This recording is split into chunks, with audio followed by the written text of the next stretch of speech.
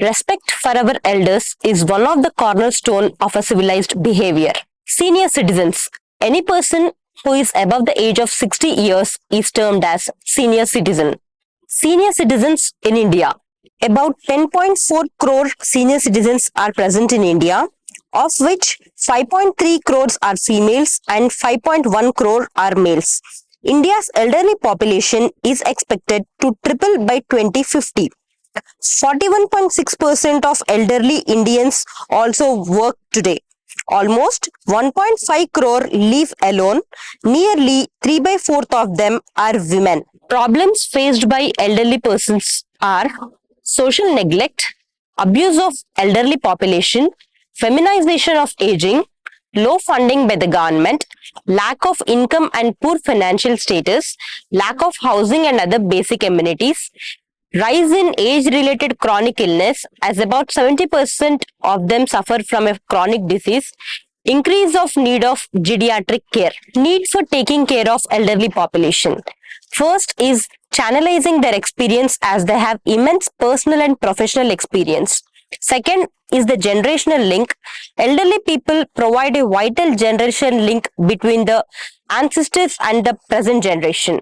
Third is the social harmony. Fourth, it is our moral and ethical responsibility to take care of our senior citizens. Initiatives taken by Government of India to protect citizens. First is the National Policy for Older Persons 2011. This policy aims to encourage individuals to make provisions for their own and their spouse during old age to bring non-governmental organizations for caring for older persons. Next is the Rashtriya Vayoshree Yojana. The scheme provides physical aids and assisting devices for senior citizens belonging to BPL category. Is the Pradhan Mantri Vayo Vandana Yojana. This scheme aims to provide social security during old age, and it also protects elderly person aged above 60. Next is the SAGE portal or a SAGE initiative. It aims to help startups interested in providing services for elderly care.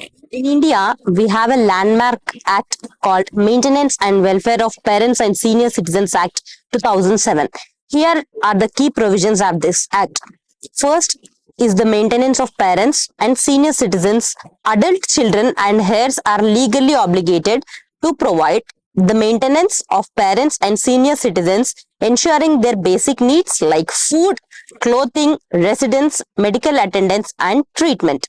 Next is the establishment of tribunals. This act mandates the establishment of maintenance of tribunals at the subdivisional to hear their applications for maintenance. Parents or senior citizens can apply for maintenance under this act. It has a time-bound proceedings which is minimum of 90 days. Next is the provision for interim maintenance.